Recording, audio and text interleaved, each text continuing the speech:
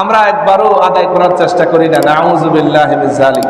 সম্মানিত হাজিরিন, আল্লাহর ঘরের মেহমানবৃন্দ, এই বডিটা উপরের দিকে উঠবে না। আপনি মারা যাওয়ার সাথে সাথে আপনার এই বডিটাকে গোসল দিয়ে, আতর লাগিয়ে, কাপড় দিয়ে, সুগন্ধি লাগিয়ে, দোলা সাজিয়ে, নতুন কাপড় পরিয়ে কবরের মধ্যে রেখে দেওয়া হবে। কিন্তু রূহটাকে বের করে উপরের দিকে নিয়ে যাওয়া হবে।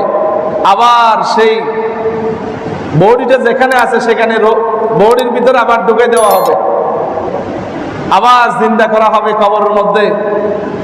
আপনি কবরের মধ্যে থাকবেন। দুনিয়ার মধ্যে যদি নামাজ পড়েন তাহলে ওখানে বলবেন, ইয়া আইয়াতুহাল মালাইকা আতিনি আল মা আনা উসাল্লি। ও আল্লাহর ফেরেশতা, আমাকে পানি দাও, আমি ওযু করব, নামাজ পড়ব।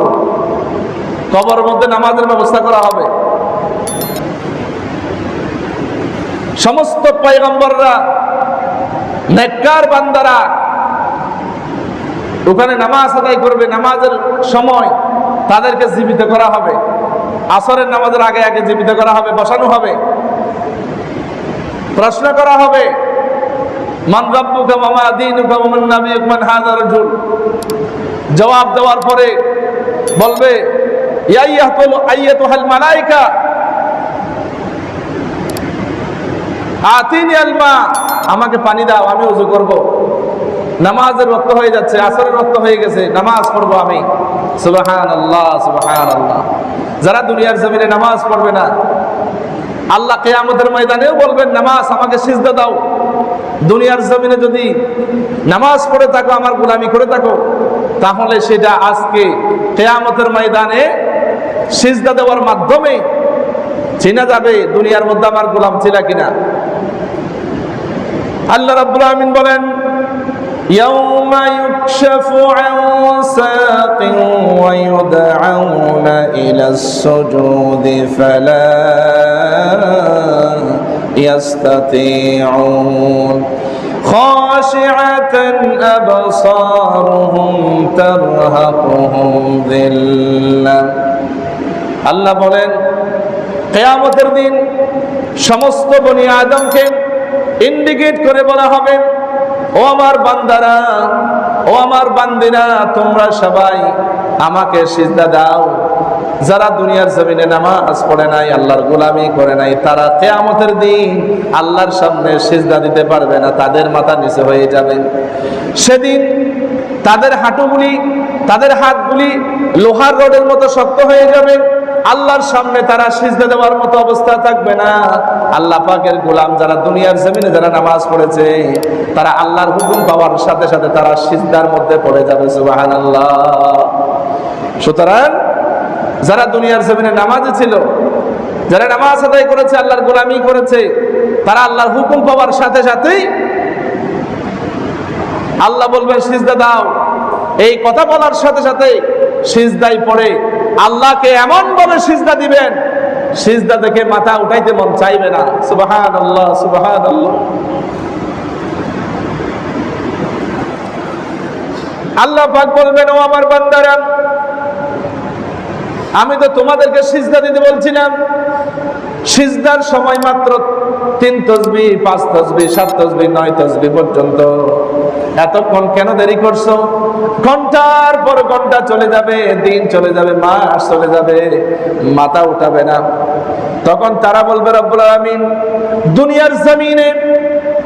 দুনিয়ার জমিনে আমাদেরকে নামাজের আদেশ দিয়েছিলেন, তোমাকে দেখি নাই, কিন্তু তোমার হাবিব বলেছেন, আনতা আবুদাল্লাহা কান্নাকা তারাহু, এমন ভাবে তুমি আল্লাহর গোলামি করো, সিজদা দাও যেন তুমি আল্লাহকে দেখতেছো। ওয়া ইল্লাম তাকুন তারাহু, তুমি যদি দুনিয়ার জমিনে নামাজ পড়তে গিয়া যদি আল্লাহকে না দেখো, মনে করতে হবে এমন ভাবে সিজদা দিবা যেন তুমি আল্লাহ তোমাকে দেখতেছেন। সুবহানাল্লাহ। আয় আল্লাহ, দুনিয়ার জমিনে তোমাকে না দেখে আমরা নামাজ পড়েছি, আজকে তুমি আমার সামনে, আমাদের সামনে আজকে আপনি বলছেন সিজদা দেওয়ার জন্য। এমন ভাবে সিজদার মধ্যে পড়ে গেছি, সিজদার মধ্যে এত মজা পাচ্ছিলাম, সিজদা থেকে মাথা উঠাতে মন চায় না। সুবহানাল্লাহ। সম্মানিত হাজিরিন, আল্লাহর ঘরের মেহমান বৃন্দ, এজন্য আল্লাহর প্রকৃত বান্দা যারা, মুমিন বান্দা যারা, আল্লাহর ভয় যার অন্তরের মধ্যে থাকবে, তার ইবাদতের মধ্যে আল্লাহ পাক মজা দিয়ে দিবেন। ইবাদত করতে ভালো লাগবে। মসজিদে মুয়াজ্জিন সাহেব আযান দেওয়ার আগে মসজিদে এসে হাজির, এক ওয়াক্ত পড়লে আরেক ওয়াক্ত চিন্তা। এটার নামই হচ্ছে মুমিন, মুসলমান। আল্লাহ পাকের মুত্তাকি বান্দা যারা, তারা নামাজের আগে হাজির হয়ে যাবে। নামাজের ওয়াক্ত যখনই হবে তখনই মসজিদের মধ্যে হাজির। যত বড় কাজ থাকুক, যত বড় ব্যবসা থাকুক, আল্লাহ বলেছেন মজারুল বাই, ব্যবসা বন্ধ করে দাও, ব্যবসা ছেড়ে দাও। আজান হয়ে যাওয়ার পরে ব্যবসা করা সম্পূর্ণ হারাম। এখন আমাদের দেশে ব্যবসার সময়, নামাজের সময় আরো কাস্টমার বেশি আছে।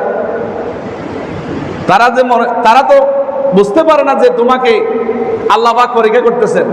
নামাজের সময় তোমার দোকানে কাস্টমার বেশি মানেই হলো তুমি কাস্টমারের প্রতি মহাব্বত বেশি, নাকি আল্লাহ পাকের, আল্লাহর ডাকে সাড়া দিয়ে মসজিদে তুমি হাজির হয়েছ, সেটা তোমাকে পরীক্ষা করার জন্য।